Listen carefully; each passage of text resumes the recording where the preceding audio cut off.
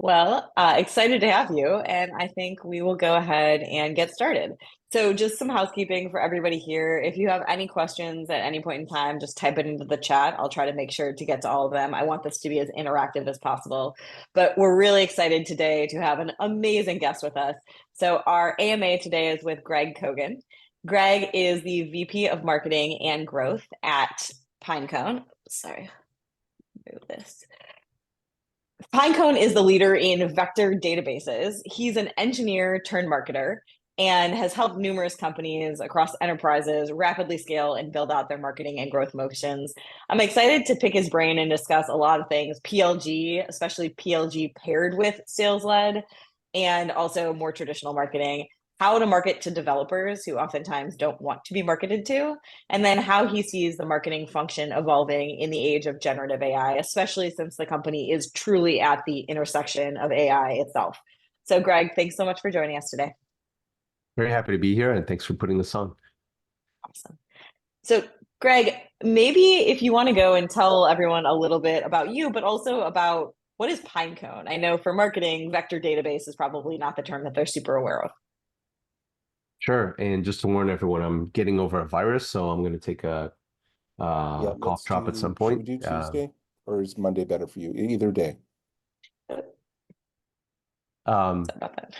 yeah, so I'll say about myself, and that'll lead into the company I ended up in, which is Pinecone, where I've been for the past 3 years, and I'll say something about Pinecone then.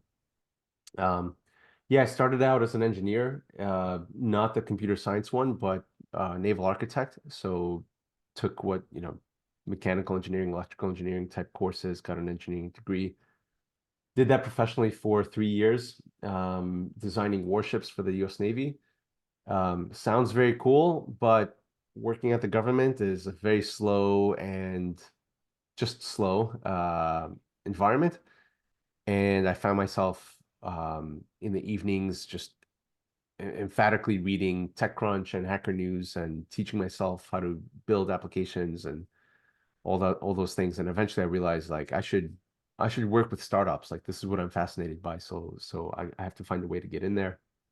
I was looking for a way to a jumping pad to get to startups. That pad was a marketing agency where I went to work for a year. I thought that would get me working with startups, and then I realized the only people who, I shouldn't say that, but a lot of companies who employ marketing agencies are small, mid-sized businesses, and uh, they're basically not startups.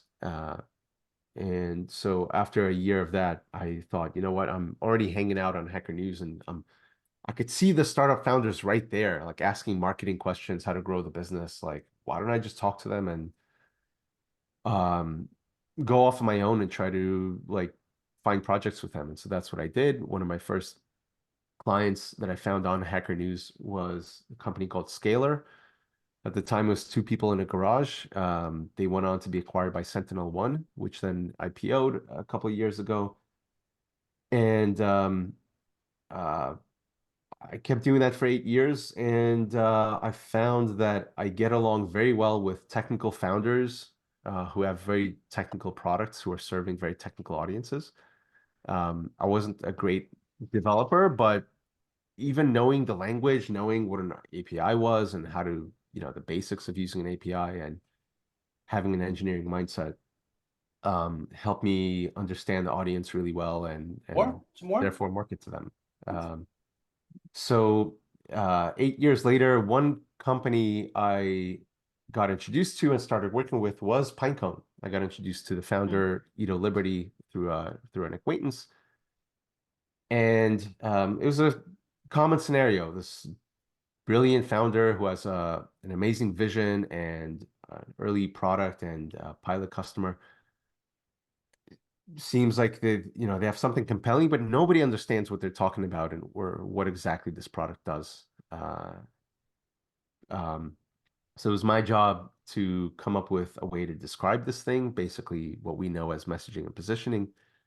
Um, so we spent 3 months doing that, coming up with not just messaging and positioning, but figuring out who's the target audience here, um, is there a market for this? Do we need to create a new category? As it happens, just before that, I wrote a blog post called No New Categories, advocating against creating a category.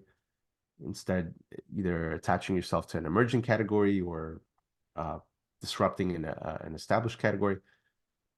In this case, we've had no choice but to create one.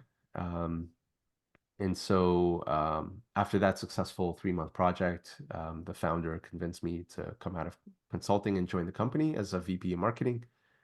And the company was all 5 people at the time. And 3 years later, we're somewhere around 150. And the category we created called vector databases is very much a real category.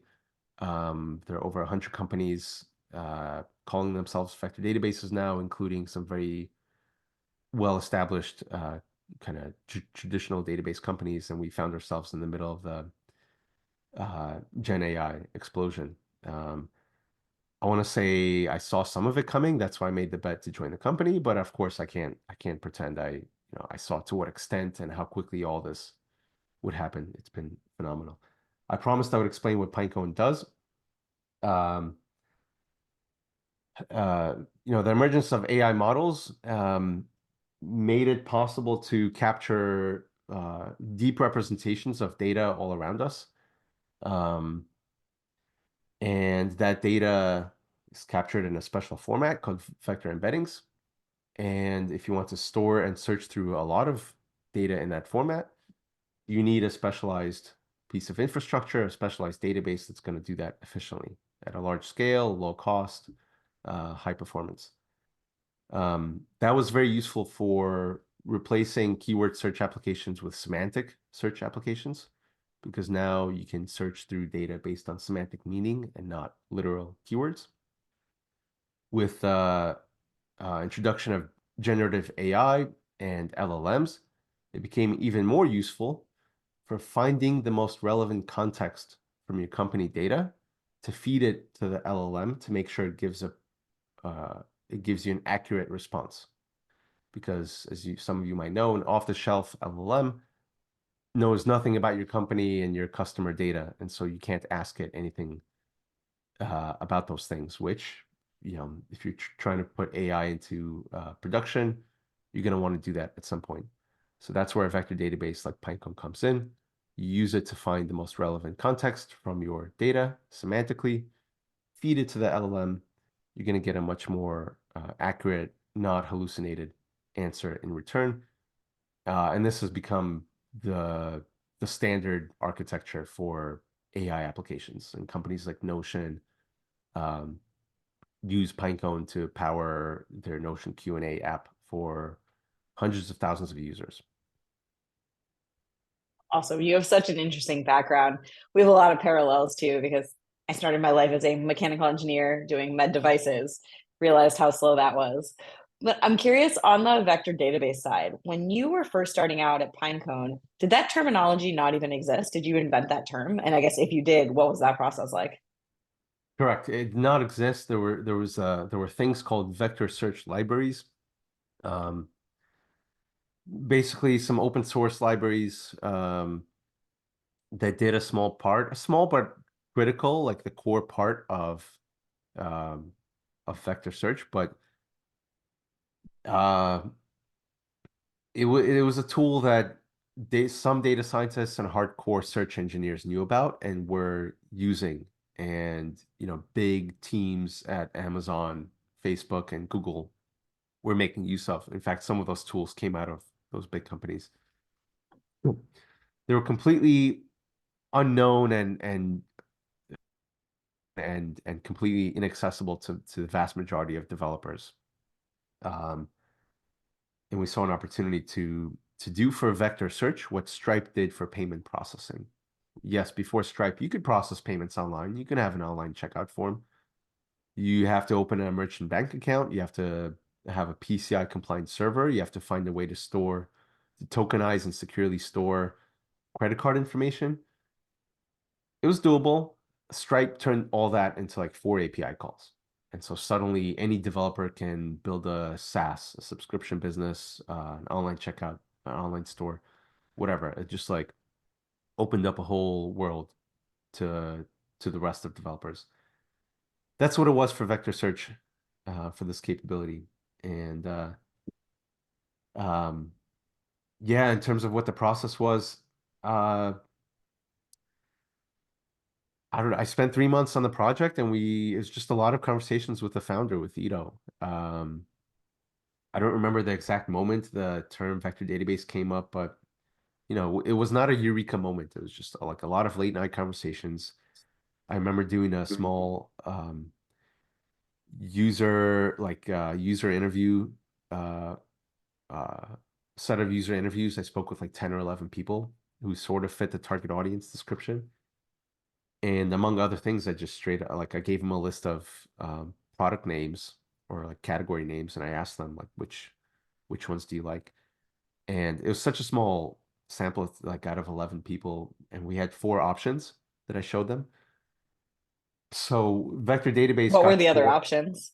Yeah, vector database got four. It tied with vector search API, which also got four. Okay. And then that leaves what, three votes? So I think the other two got one and two. I don't even remember what the other ones were, but yeah, it was that close. And then I think in the end, I don't remember what tipped it into vector database. And even after then, it wasn't like when you're a small company and you like quote unquote come up with a category, it's not like it's sealed and written in stone. And so you have a lot of opportunities to go back on it and change your mind. Um and we almost did a few times. Because it was many, many months of us saying that term, using it, and like just getting blank stares in return. Like nobody knew what the hell we were talking about. Um, what what made us stick with it is that even though people didn't get it, they still they were intrigued. It piqued their interest. And when we announced our big coming out party, like the category launch, lightning strike, if you will, was the seed funding announcement. Also, like my first task when I joined. And when we were pitching the seed funding story, that's when we started saying the vector database. We're launching a vector database, whatever. And none of the reporters knew what we were talking about. That was clear from their uh, expressionless faces as they listened to us for 30 minutes. But they wrote about it anyway, and they talked about vector databases anyway. And that told me, like, okay, nobody gets it, but there's some sort of intrigue. It's getting attention. So let's stick with it.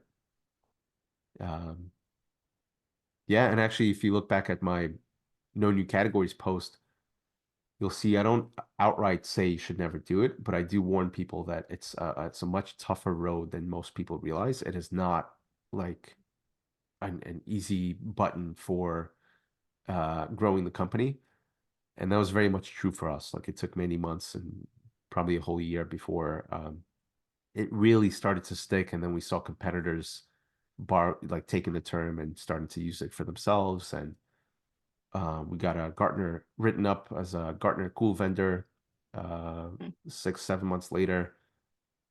And so only like it took a while for us to see the traction for the category. Were there any things in that category creation process that you think you did well or worked well, or things you would do differently if you had to go back in time? Of course, now I see all the faults with the category name. Uh, it's kind of funny. People criticize it and like, oh, the semantics of it, but it's like, hey, if I knew how big it would get and how it would stick and how widely it would be used, maybe we'd think it through more. Um, the word database, for example, has certain connotations with it, and good and bad. Um, yeah, but in terms of the process, I think what worked well is like we kept an open mind about it. And like I said, even though we ended up sticking with it, we did not change it. Uh, I'm glad that I've seen companies that commit to a category and just does not, like, even early on, it shows very little signs of sticking. And it's tough because like you're told by everybody that you have to stick it out and commit a long time. But like, um, I'm glad we looked for signals early on that there's something there, even though it wasn't very conclusive. Um, yeah. So what I would do better is probably think through the implications of like being considered a database a few years down the road if it becomes a major thing. And what I'm glad we did well was keep looking for signals early on that there's something there. You spent most of your career marketing to technical audiences, like you mentioned, and that was kind of a good fit for you. What are some of the nuances there of being good at marketing to, I mean, historically, technical audiences don't love marketing. So what have you found is effective in that? And I guess how would you go building a marketing function from scratch again for a technical audience? We do it the exact same way we did it at Pinecone, which is to start with developer advocacy. Our first hire was a dev advocate, who's himself an ML engineer before joining Pinecone. And um, you have developers teaching developers how to build amazing things. Like that's what's not to love there. Um, yes, when you make that as part of a growth and marketing strategy, you can call that marketing. And yes, in Pinecone, that DevRel sits under growth and marketing. But if it's I mean that's an approach that doesn't fail. Uh, Auth0 famously did this very well. Like their much of their marketing and growth org was just a bunch of dev advocates for a long time. Um, yes, eventually you have to layer on um, other teams and functions.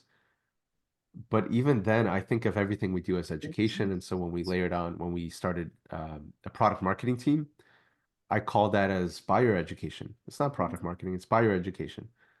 Like, let's find out what engineering directors and managers want to learn about, want to understand, and like let's give them that information. Um, and we work hard to give them useful, credible, uh, high quality information, like very substantive. Um, yes, it comes in the form of PDFs. It comes in the form of online webinars and all that looks like marketing, but um, if it has a lot of substance to it and if it's helpful to people, nobody has to know that it's marketing. It sounds like you put much more emphasis on quality over quantity. Is that accurate? Yeah, I mean, you have to. I put a lot of emphasis on substance in all our materials. I want more Mm. materials going out faster all the time, but it has to have substance, and I'd rather we uh, because I don't want it to look like marketing. And in fact, I have a principle that I try to instill in the team called WABL, WABL. Not so much a principle, but it's something I say very often. It stands for would anything be lost? Would anything be lost if this were removed? And often I'll see something, a line or whatever, something that sounds like marketing and doesn't have a lot of substance behind it. And I'll ask, would anything of value be lost if we just took this out? And that's effective for, making sure we're not putting out fluffy stuff that starts to resemble, I'll say, bad marketing. Um, and um, I always make sure that in any of our materials, we always back it up with code examples, with benchmark numbers, with uh, technical things that are going to get us credibility with a technical audience. Um, Yep. that's a high bar for a marketing team. Not everyone is a former ML engineer on the team. But we seek that out when we hire folks. Like you need to have that the adaptability and the willingness to learn about the space and not become an expert, but know enough that you're going to put out like, quality things. Good content. One of the participants has a good question related to that, whether you think that having that subject matter expert as one of the early hires, similar to DevRel, is applicable to other ICPs and markets, as opposed to just if you're selling to developers. Do you think that translates? And would you recommend people hire that kind of subject matter expert as an early hire? Maybe like I've seen um, a company like Amplitude, I think had someone named Jay Cutler. If I'm sorry, I'm not sure I'm getting the name right, but their target audience was the product managers, I believe, and so this person was like a product manager influencer. He was out there uh, thinking up and advocating for better ways to design and build great products. Um, Basically, a dev advocate, an advocate for them. Um, I don't know if it would work, if it would be the most useful first hire if you're doing a top-down sales-led motion, because you're probably talking to directors and above who are not looking for code samples or example code to run themselves. And so uh, yeah, that might not work there. But if you're trying to reach users, um, especially technical users, it's very good to have one of those users on your team. A critical thing I look for, especially in a dev advocate, is not just the subject matter expertise, but like an inherent desire to teach people cool things. They just love sharing and they're very good at it. Not because they're like they have a degree in education, but because they're just passionate. And then often that passion comes across and is contagious.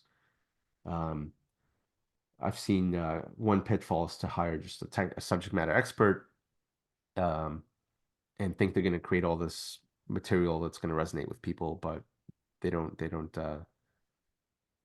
that's a hard thing to learn. I've seen the same, like true, really good DevRel or developer advocates, or even just those people who serve that role in different verticals. They're so passionate about showing people cool stuff, but they're also not monetarily driven at all, which also makes them not salesy. And I think that piece Yeah. is super critical because once you put a salesperson in that same role, very different outcomes in terms of the reception by the audience. Yeah, totally, totally. And that was surprising to me. I like when I would reach out to, I found this person from from searching who's already creating educational content on YouTube, on Medium, and naively I thought they were motivated by like Medium revenue share and like YouTube AdSense. But yeah, like you said, it turns out they just love sharing and seeing their subscriber count go up gives them great satisfaction because they're sharing with more people, not because they're going to get more from AdSense. Exactly.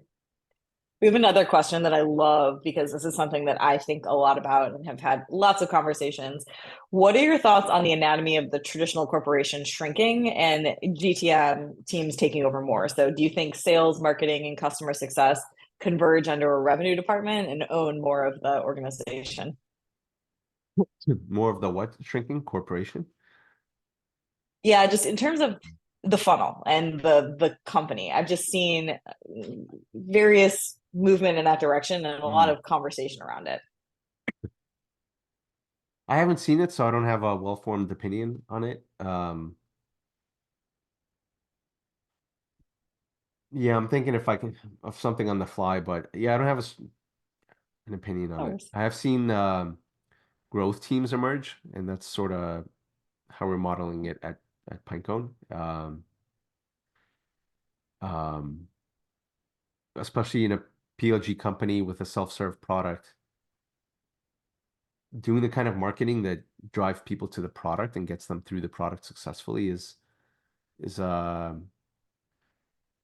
is it's kind of like it's like kind of like humans and chimpanzees, like 99 point something percent similar DNA, but that smallest difference is like makes for a real difference in practice. Um, Such a good analogy. I'm stealing that. I don't know by the way, in that analogy, I don't know who's the chimp and who's the human, but The human. yeah. Oh, funny. So I actually want to shift into the PLG stuff now, if that's okay with you. So Pinecone is very famous from the start being a PLG company, as are many, many companies. But walk me through what that process was like in terms of going from, I think you guys went from 0 to 10,000 signups a day, which is insane. How did you build that level of infrastructure? What were some of the things that made you fall on your face? I would love to hear some Yeah. of those stories too, and then we can kind of go from there. Yeah, the 10,000 was full disclosure was like at the peak of the Gen AI hype Crazy. last year, Yeah. April, I think. And falling on our face, speaking of falling on our face, like we were not ready for that.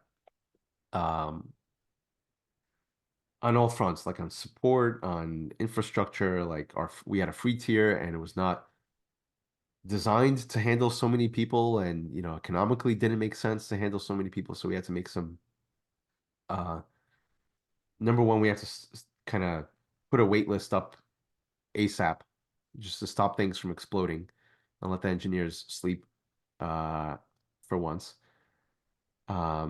And then after that, it kicked off. It made us realize, okay, we're entering into a whole like different stage of scaling now as a company. And so we got to rethink the free tier. We got to rethink our infrastructure. We got to rethink how we offer support and make self-serve help much easier. And so it was tough, but also led to a lot of good changes. Um, Up until then, it was much more gradual, yes, especially before ChatGPT in December of 22. It was much more gradual, so that gave us time to adapt and kind of uh, uh, yeah, we did a lot of experimentation, just trying out things like let's do a webinar with somebody, let's invite this cool company to come talk to us and our audience and teach us how to do something. And okay, that got like hundreds of participants. That was unexpected. Let's do it again. See if we can break that. Then we get 1,000 people, and it's like, okay, let's keep going. We did the same with meetups. Like we did our first meetup in New York and we're like, let's see if we can fill a room with 100 people. And we did. And then we said, okay, let's do it in San Francisco, see if we can fill 300 people. And we did. We said, okay, let's do like a super meetup and try and get 1,000 people and charge for tickets. And we did. Um, so yeah, it was gradual and we were able to like build up step by step and learn a lot along the way and uh, start building out some systems. Although uh, even today we have a lot of systems left to build. It's still very kind of not hacky, but uh, experiment driven, let's say. I feel like it's that way at every company, regardless of stage. There's always stuff that's duct taped together, things like that. In terms of the channels that you use that were most effective in driving the best PLG users, were there certain channels that stuck out? Um, Organic search was a big one for us and still is today. Um, I think it's up sometime until recently when we ramped up our paid ads. Like 96% of our signups came from organic traffic, Wow. organic search traffic. Um, so From one of your the things, content or yeah, yeah. Um, I mean, the top ranking page is our homepage, and a lot of that is branded search traffic these days. But in the early days, before anyone knew our brand, we created this thing we called the Learning Center. This is a kind of a strategy I've done at several clients before Pinecone, and so when I got here, I was like very excited to build this. Um, I modeled it after like Cloudflare has a good learning center. Atlassian has a great learning center for Git, and if you search for DNS, Cloudflare's Learning Center will come up as number one. If we search for Git, Atlassian's Learning Center will come up for number one. I thought let's make one Interesting. so that we come up for number one for vector search and vector database and like any related, even tangentially related topic. And so we did that, and we wrote an article. What is vector search? What's a vector embedding, which is this data type? We even wrote a whole series about one of those libraries, open source libraries I alluded to earlier. Even though we were an alternative solution to them, I thought, well, if somebody's Googling for that library, we'll show them how to use it, but then we'll plug Pinecone and say, oh, by the way, you can like, you you can read this to see how things work under the hood, but you don't have to deal with any of this if you don't want to. So we had a whole series of content on that. And we started getting traffic for it right away. And yeah, today we have something like over 100 articles in that learning center, and it continues to get us a lot of traffic. Yeah, but the hard part is the substance in those articles. That's not, we can't hire a content marketer to do that. We can't outsource that kind of work.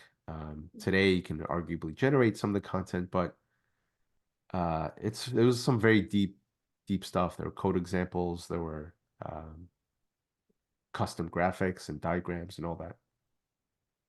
You definitely cannot outsource we call it anchor content, the things that are going to be the true like hero pieces for you. It's cool to hear you talk about that process too, because I'm many stages behind you, but have tried to replicate the same idea for the term generative marketing, which I'm hoping will start to get adopted organically, whether we invent it or not, but have done something very similar. So it's cool to hear how well it worked for Pinecone. How how are you pairing product led growth with sales? Because I know you have a lot of large enterprise customers. So I know sales has to be involved at some point. How has that evolved and what does that look like today? I think that's actually an area where we're still learning as a company and we're getting better.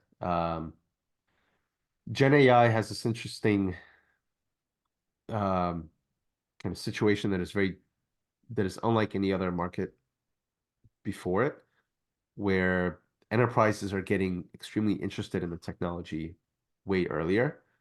And if you're, you might facetiously say like earlier than they need to. And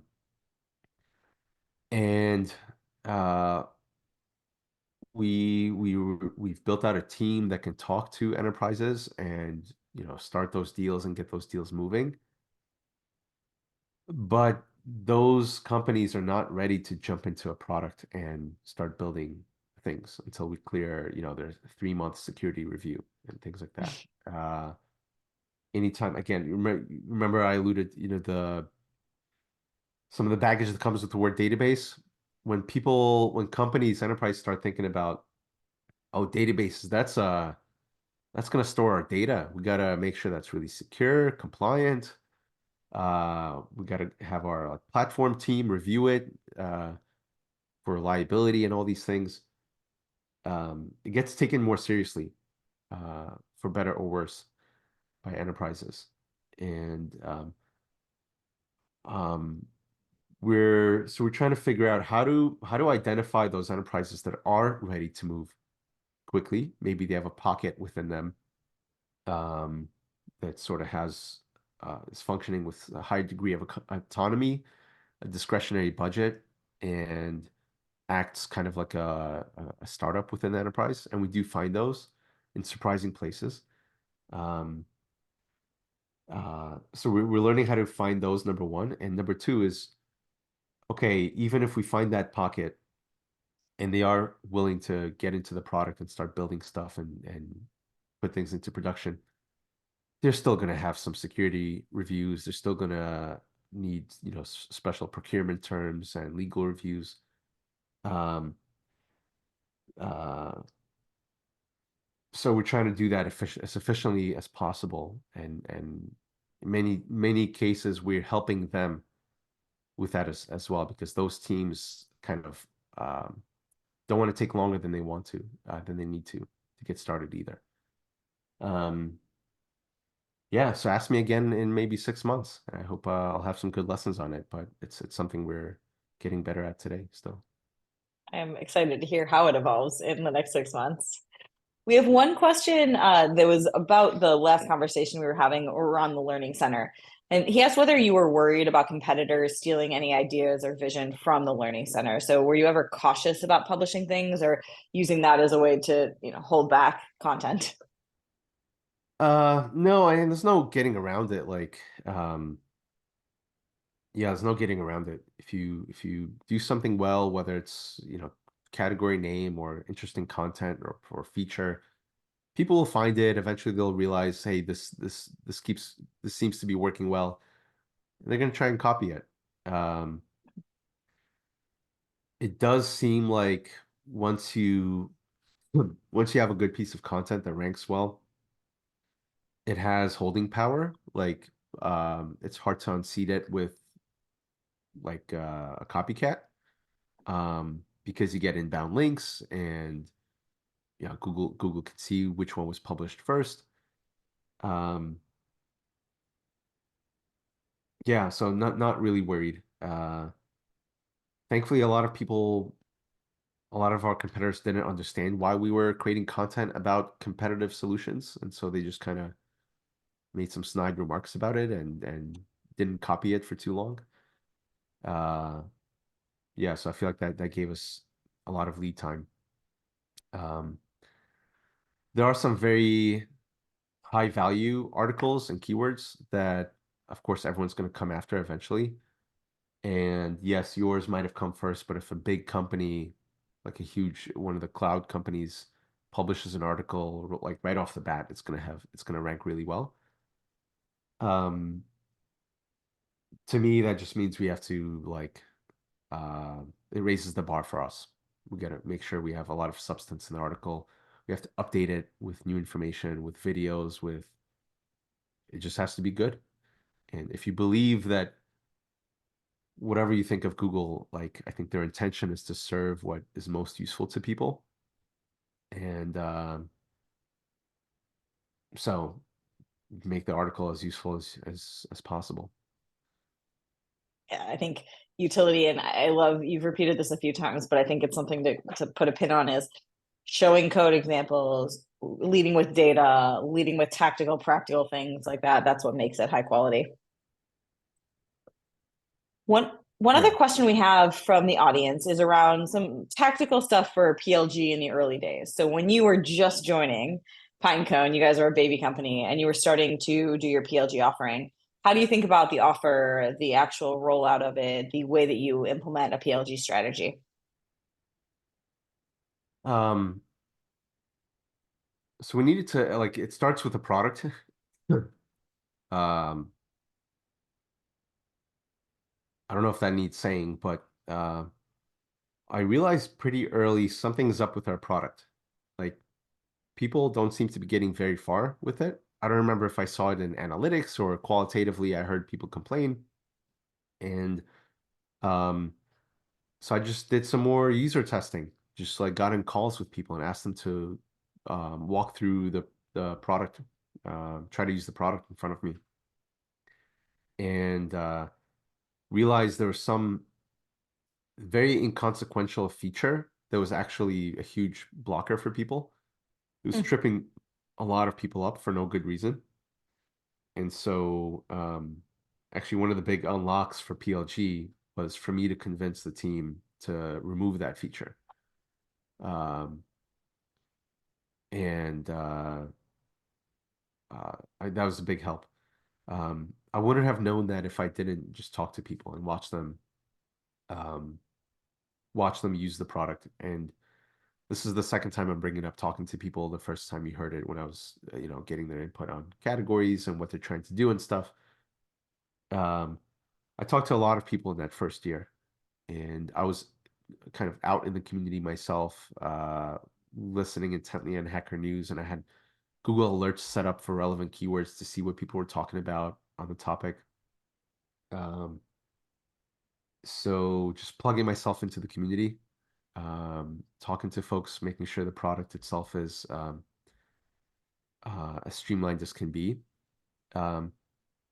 We actually, another not so typical thing about Pinecone is the documentation team also sits within growth and marketing. And that's just because we were the ones who realized like, hey, we don't have docs. Uh, and that's kind of important for PLG. I think to be fair to the early team, like I think there was some like auto-generated docs. So there was some version of docs, but it was like very, very rough.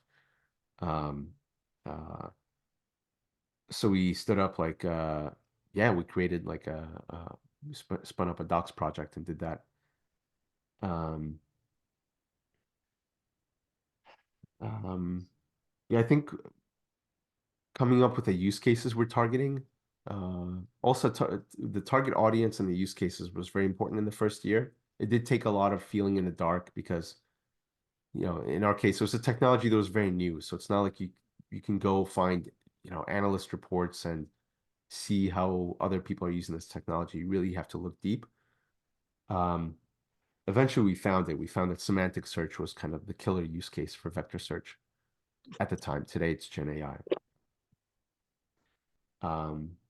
It was a far from obvious thing. But once we found that, we can start writing content about semantic search. We can start like producing example code for semantic search, um, doing webinars about it. And that was a big help. Um, in defining the target audiences, we had to be selective about um, what do we need our target audience to already know, because it couldn't be that they already had to know everything because that was a very, very small number of people at the time who knew about vector search. It also couldn't be all developers because some were like nowhere near knowing anything about it, and it would just take too much education. So we broke up all developers into three segments, and we called them aspiring, average, and advanced. I like alliterations, so I use those often. And we decided for advanced developers who know about vector search and are in market for that technology, of course, we're going to target them and make content for them and all that. Um, for the average users, we started out just making educational content, but the product was not quite ready for them. And we decided to leave the aspiring ones alone for them because the product was just so far from being useful to them. Um, I think defining those audiences and being mindful about who we target with the product, with content and so on, and sales, saved us a lot of time in pursuing kind of maybe interested people, but ones that weren't really ready to act anytime soon. Makes sense. I know we're at time. We have a couple last questions. We have a few more minutes just to Yeah, get in. We'll ask a couple quick ones. One, what AI tools do you guys use internally on the go-to-market side at Pinecone? oh man, yeah, for a company squarely in the middle of AI, I don't think we're above average in our AI tool use. Yeah. Maybe even below because yeah, when it comes to generating content, I talked about substance and it's um I'm sure with the right prompt engineering and we know how to the phrase like cobbler's children have no shoes. We know how to build an AI application and we probably could make one that generates like substantive, useful content for us, but uh it's just easier to have developer advocates write original stuff. Sure. Um and then on copywriting and things like that, same thing. It's like we don't um yeah, we haven't experimented much with it.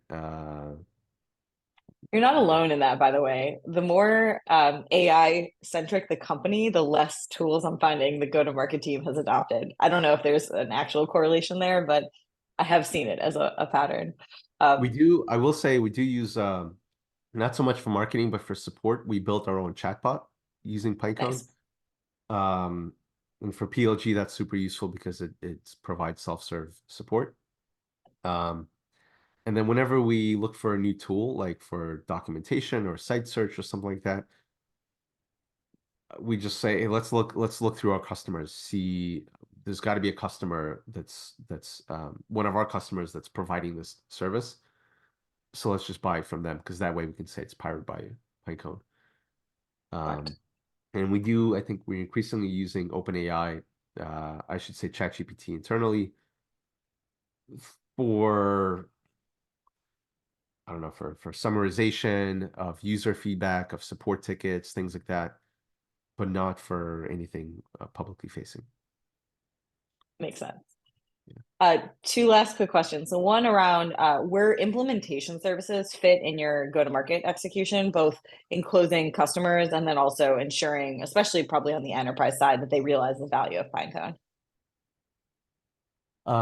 We have a lot of interest from consultancies.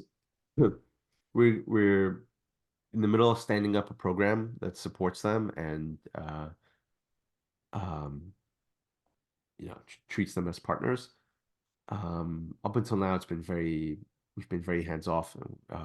We're very fortunate that a lot of service providers want to learn about Pinecone and help people stand up Pinecone applications that use Pinecone, just because it's the best thing.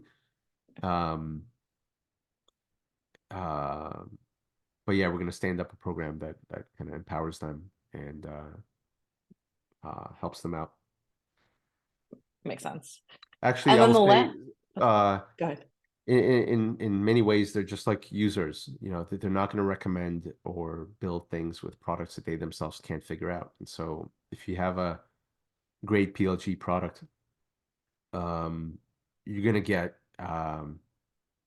you're helping those service providers along the way. That's a great point. The last question, which I think is a great way to end, is what are some key considerations marketers should keep in mind when launching and validating AI products and finding product market fit? Um, Key considerations. What do you mean by AI products? What kind, like AI infrastructure products, or products that are sort of AI at their core? It's a good question. We can have the person Yeah. add commentary, but I would say kind of both. So core infrastructure as well as AI application. Yeah, I ask because if it's core infrastructure, then you're marketing to developers almost always. Um, these days, it's not even ML engineers. It's not certainly not data scientists. It's developers who are trying to learn AI, how to build AI applications, and they need a whole different set of tools and infrastructure. Um, and So in that case, it's the same as marketing any other developer tools. Like, what is it what are the desired outcomes, and tell them how your product helps them achieve those desired outcomes. Very often, it's to ship better things faster, or some version of that. Um, if it's AI powered products, then your target audience could be anyone, because these days, like, all software is for now, the differentiator. They're touting AI as a differentiator, and indeed, and it is, in some cases, it does feel like a big differentiator, but you're gonna have to find some other differentiator soon, because like a year from now, everything will have AI underneath it, and so it's going to be back to marketing it like any other product. And saying that it's AI powered is going to be like saying today that something is database powered. Like, yes, so of course. Or that it's cloud software. Right, exactly. At some point, Salesforce, no software, that was a differentiator. Today, it's Yeah. like, okay, It doesn't even make sense today. Like, what do you mean it's no software? It's like we think of software as cloud. It's synonymous at this point. yeah, yeah. This I'll end with this. Like, it puts the onus on us, on marketers, to um really understand what our audience's desired outcomes are and speak to that, and of course, make sure the product backs you up and helps them achieve that. Um, and Yeah, whether it's powered by AI or not. Well, I think that is perfect last commentary. Thank you so much, Greg, for joining us. I learned a ton. Hopefully, it was a great session for everybody, and look forward to hopefully seeing you in person sometime soon. Thanks for having me. Thanks, everyone. And thanks everyone for joining. See you next time. Bye.